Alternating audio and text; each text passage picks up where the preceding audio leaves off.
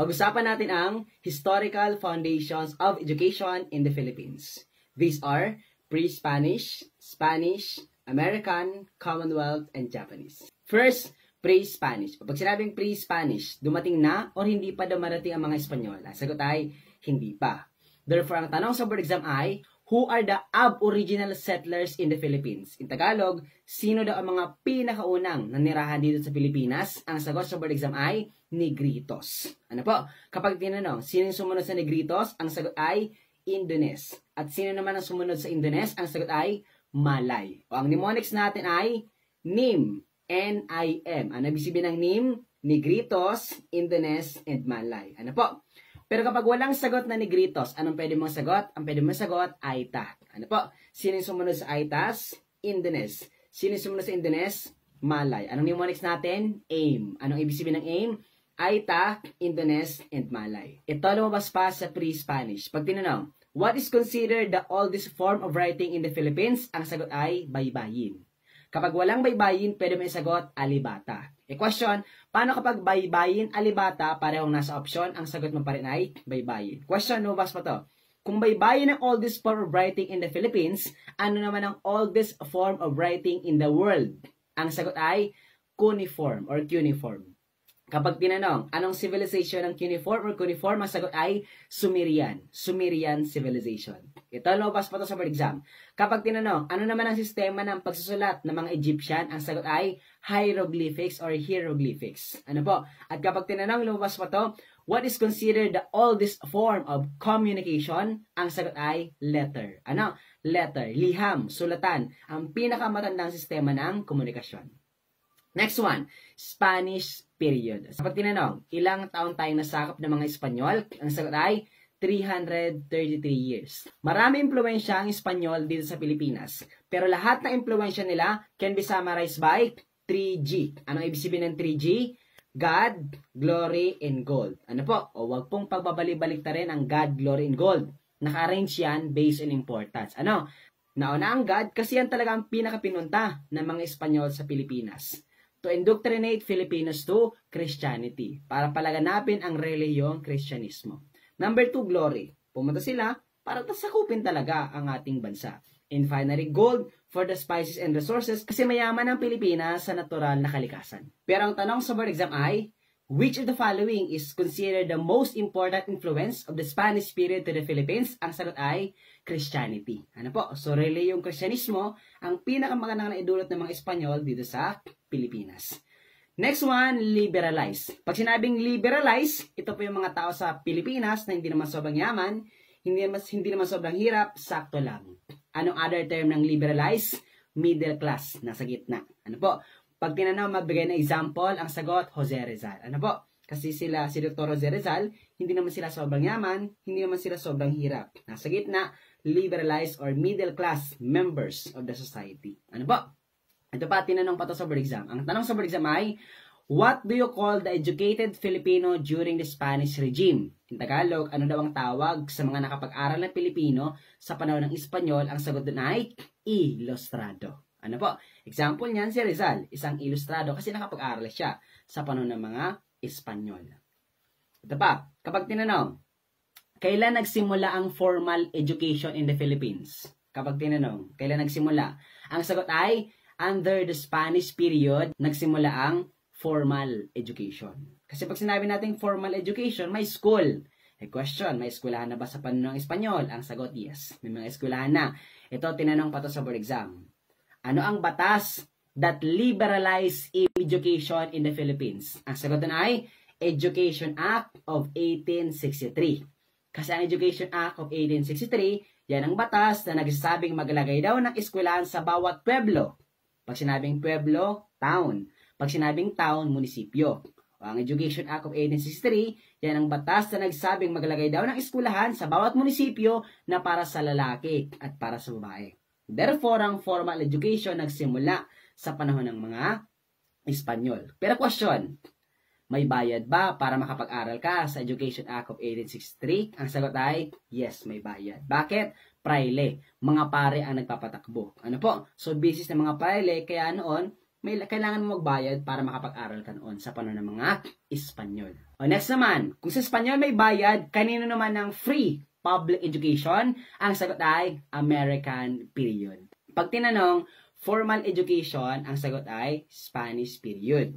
Pero kapag tinanong, free education, ang sagot naman ay American period. Pag tinanong, formal education na may bayad, ang sagot ay Spanish period pa rin. Pero kapag tinanong, formal education na libre, ang sagot ay American period. Guess ba yung teachers? Okay, pag-usapan naman natin ngayon ang American period. First, sila po ang nag-separate ng church and state. Anong tawag sa separation ng church and state? Ang sagot ay secularism. Ano? Pero kapag tinanong, ano ang pinaka-goal ng American period? Ang sagot ay free public education. Magatid na libreng edukasyon at para sa lahat. O ganito ha, tanan mo lang. Basta Spanish period, ang goal, Christianity, religion. Samantala kapag American, ang pinaka-goal nila ay free public education. Ito, paano mabas po ito sa board exam? Kapag tinanong, sino ang mga pinakaunang guro sa Pilipinas? Ang sagot ay soldiers. Ibig sabihin, ito, paano mabas po ito sa board exam? Kapag tinanong, sino ang mga pinakaunang guro sa Pilipinas? Ang sagot ay soldiers. Ano po? So, anong tawag sa mga sundalong ito?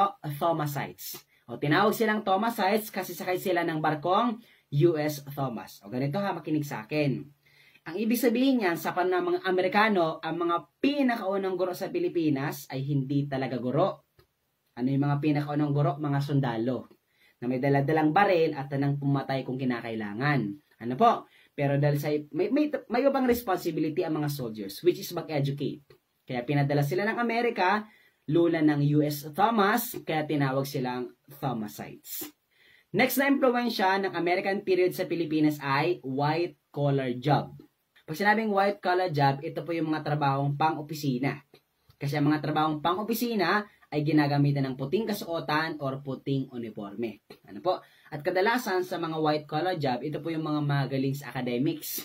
Ano ba yung mga example ng white-collar job? Kasama dyan pagiging teacher, pagiging doktor, pagiging nurse, midwife, abogado, politiko, ano po, so businessman, o lahat ng mga trabahong pang-opisina na ginagamitan ng puting uniforme, ang tawag ay white-collar job.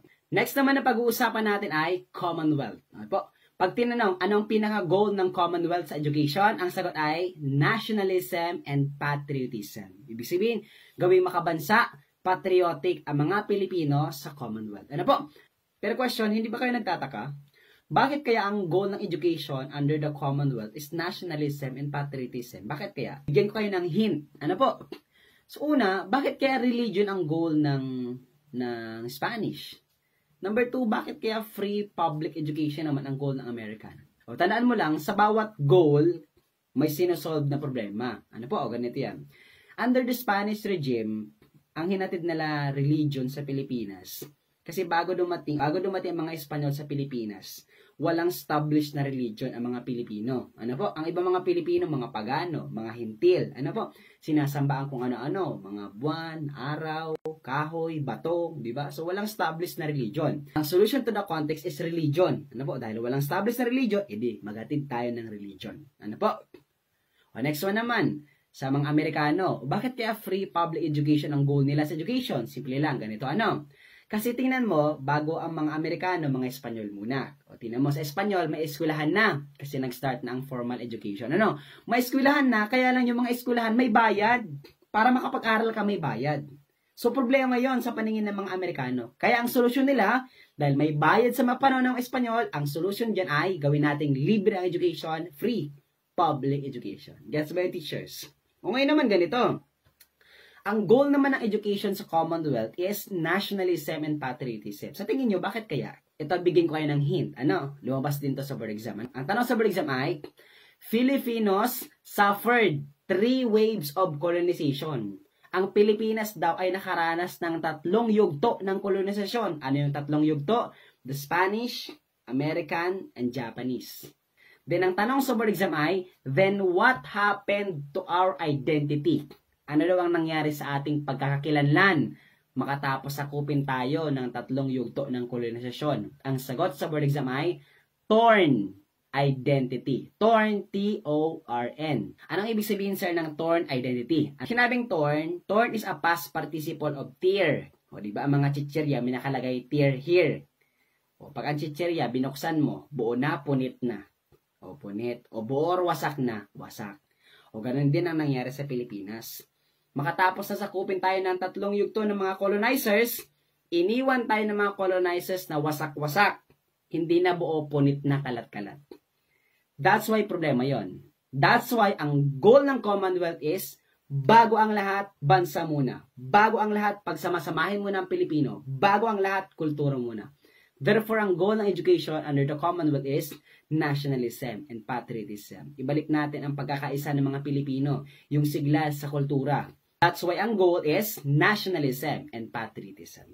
Okay, last na pag-uusapan natin ay Japanese period. O, kapag sinabing Japanese period, 3 ang keywords mo. Ano yung 3? Test the courses, blue-collar job, and love of labor. Ano po? Unang tanong, kapag tinanong, sino daw ang nag-influence sa atin ng TESDA sa Pilipinas? Ang sagot ay Japanese. Under the Japanese period. Kapag tinanong, sir, ano po yung mga kurso sa TESDA? Ang sagot, ang mga kurso sa TESDA ay tinatawag na blue-collar job. Kapag sinabing blue-collar job, ito po yung mga trabahong panglabas, pang-field, o mga tinatawag na skilled workers. Kasi ang mga trabaho sa labas, sa field, ay ginagamitan ng blue uniforme or asul na kasuotan. Sir, ano ba sir yung mga kurso TESDA? Kasama dyan ang carpentry, masonry, tile setting, dome rack, electronics, electrician, ano po, so driver, welder. So lahat ng yan trabaho sa labas. Mga skilled workers. Ang mga trabaho sa labas, ginagamitan ng blue uniforme or asul na kasuotan, blue collar job. So in general, lahat ng yon ay love of labor. O ito ang tanong ko, sir, ano ang motivation ng mga Hapon? Bakit nila hinatid ang blue collar job sa Pilipinas? Kasi di ba, lahat ng influence nila may motivation. Ano po? May gusto silang isolve na conflict. O ganito. O ganito yan ano. Context, sa American period, ang hinatid nila ay white collar job, mga trabaho pang opisina, at kadalasan magaling sa academics. Pero sabi ng mga Hapon, hindi lahat ng estudyante magaling sa academics. Ano po? There are students who might excel in skills, in field, in workforce. At dahil doon, hinatid nila ang blue collar job. To give opportunity to the students na pumili, saan ka ba mas magaling? Sa academics or sa field, sa skills? Sa white collar job or blue collar job. So, ang blue collar job hinatid as an equalizer para pumili ang bata saan ba siya mas magiging magaling. White collar job, blue collar job. Academics or sa skills. Gets by teachers. Okay, sige, drills lang natin yung history of education in the Philippines. First one, pre-Hispanic. Sinabing pre-Hispanic, dumating na or hindi pa dumarating mga Espanyol? Ang sagot ay hindi pa. Therefore, sino mga pinakaunang tao sa Pilipinas? Sagot, Negritos. Sino sumunod sa Negritos? Indones. Sino sumunod sa Indones? Malay. Anong yung next natin? Nim. Ano ibig sabihin ng Nim? Negritos, Indones, and Malay. Pag tinanong, what is considered the oldest form of writing in the Philippines? Sagot, baybayin. Pag walang baybayin, anong pwede sagot? Alibata. Paano kapag baybayin, alibata? Parang nasa option. Sagot mo ay baybayin pa rin. Sa mga Egyptian, ano naman pagsusulat nila? Hieroglyphics. Ano po? Kapag tinanong sa exam, ano naman yung oldest form of communication? Ang sagot ay letter. Ano po? Next one naman ay Spanish period. Kapag tinanong, ilang taon tayo nasakap ng mga Espanyol? Sagot ay 333 years. At ang lahat na impluensya nila can be summarized by 3G. Ano ibig sabihin ng 3G? God, glory, and gold. Pero kapag tinanong, what is considered the most important influence of the Spanish period to the Philippines? Ang sagot ay Christianity. Question, anong tawag naman sa mga hindi naman sobrang yaman, hindi naman sobrang hirap, o sakto lang, nasa gitna? Ano yon?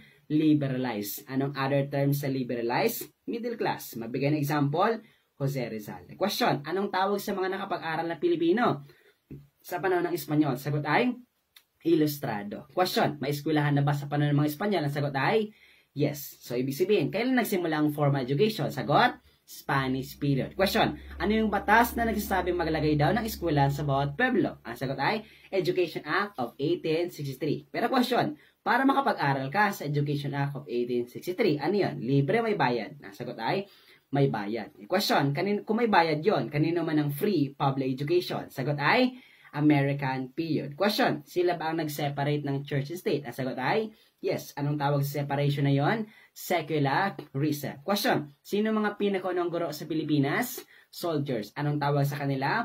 Thomasites. Tinawag silang Thomasites kasi sakay sila ng barkong US Thomas. At kapag tinanong, sino nag-impluensya ng white collar job? Ang sagot ay American period. Question, kanino naman ang nationalism and patriotism? Sagot ay Commonwealth. Question, Filipinos suffered 3 waves of colonization. Then what happened to our identity? Turn identity. Question, kanino naman ang test the courses? Sagot, Japanese period. Sa kanila rin ba ang blue collar job? Yes. At love of labor ba sila? Yes. Mali naman, teachers. Okay, yun na muna ang pag-uusapan natin sa gabi ito. O sana natuto ka sa mga basics ng history of education in the Philippines. Ano po? So, kung natuto ka, pakilike naman ng video. Pakicomment naman kung taga saan ka para alam natin kung hanggang saan ang na-reach ng video na ito. Yun lang. Thank you very much everyone and God bless. Bye-bye!